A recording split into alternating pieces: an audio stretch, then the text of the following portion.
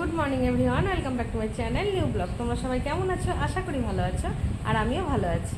আজকে বৃহস্পতিবার আর এখন বাজে সকাল 8:30। আজকের ব্লগটা আমি এখান থেকে স্টার্ট করলাম। অনেকটা লেট হয়ে গেছে, এবার আমাকে চা খেতে হবে।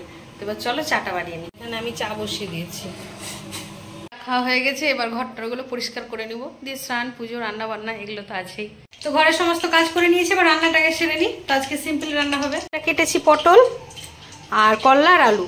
আমি কাটিনি, তোমাদের দাদাভাই কেটেছে। আজকে তোমাদের দাদাভাই বাড়িতে আসে। এটা হবে একটা চচ্চড়ি টাইপের করলা, আর এই যে হবে ডিম সেদ্ধ আমি বসিয়ে। তোমাদের দাদাভাই বাড়িতে রয়েছে, ও তো জানো বাড়িতে থাকলে একটু কাটাকুটিতে আমাকে হেল্প করে।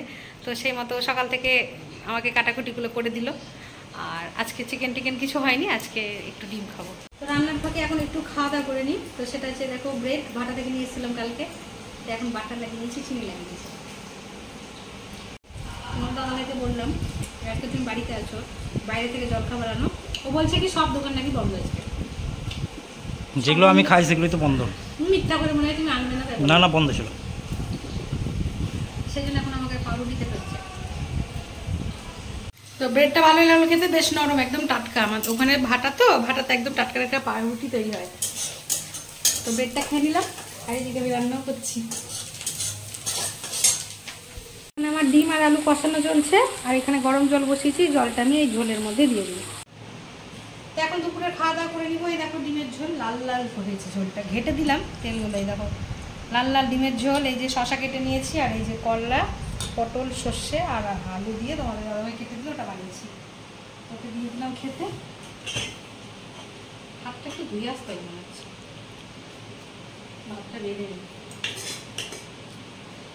আজকে তোমাদের কাদের কাদের কি রান্না হয়েছে কমেন্ট করে জানাও।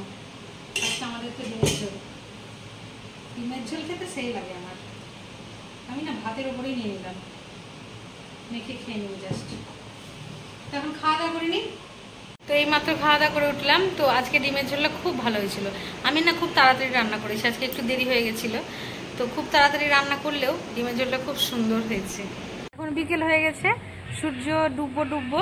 এখন 6:45 মতো বাজছে। তো আজকে তো তোমাদের দাদাভাই বাড়িতে রয়েছে, এখন যাবো গিয়ে চা বানাবো। বিস্কুট দাও। তো এই দেখো এখন চা বানিয়ে নিয়েছি। আজকে তো আমার খুব ভালো লাগে। আজকে ছুটির দিন, তোমার দাদাভাই বাড়িতেই থাকে, একসাথে চা খাওয়া হয়। অন্যদিন একা একা চা খাই।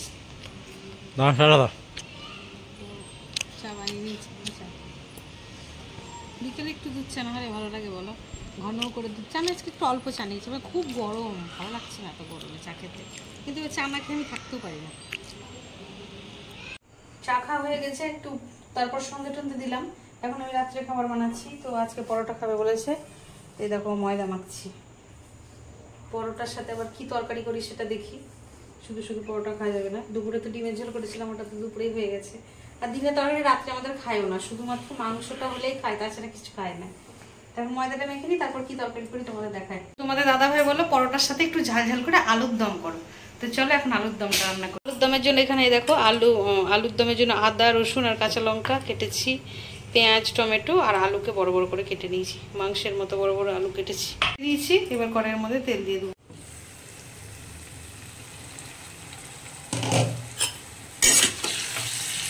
এই যে আলুর দম আমি রান্না করছি মশলা দিয়ে। আলুটা এখন ভালো করে কষানো হবে। এখানে আমি পরোটাগুলো ভেজে নিচ্ছি, গোল গোল পরোটা, রুল ময়দার। অবস্থা দেখো বন্ধুরা, অবশ্য সবারই হয় রান্না করলে, ঘামে পুরো একদম ভিজে গেছি ঘেমে। আমার পরোটা আর এই যে আলুর দম রেডি। এখন আমি ছেলেকে খেতে দিয়ে দিয়েছি, আর আমরাও নিয়ে নেবো। দেখে রান্না বান্না করে ফ্রেশ হয়ে নিয়েছি, দিয়ে ছেলেকে খেতে দিয়ে আবার আসলাম তোমাদের সামনে।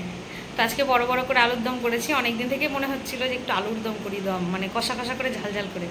তো আজকে সেই কষা কষা করে ঝাল ঝাল করে আলুর দম করলাম।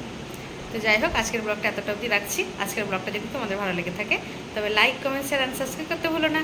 সবাই ভালো থেকো, সুস্থ থেকো। দেখা হচ্ছে নেক্সট ব্লগে। Good night.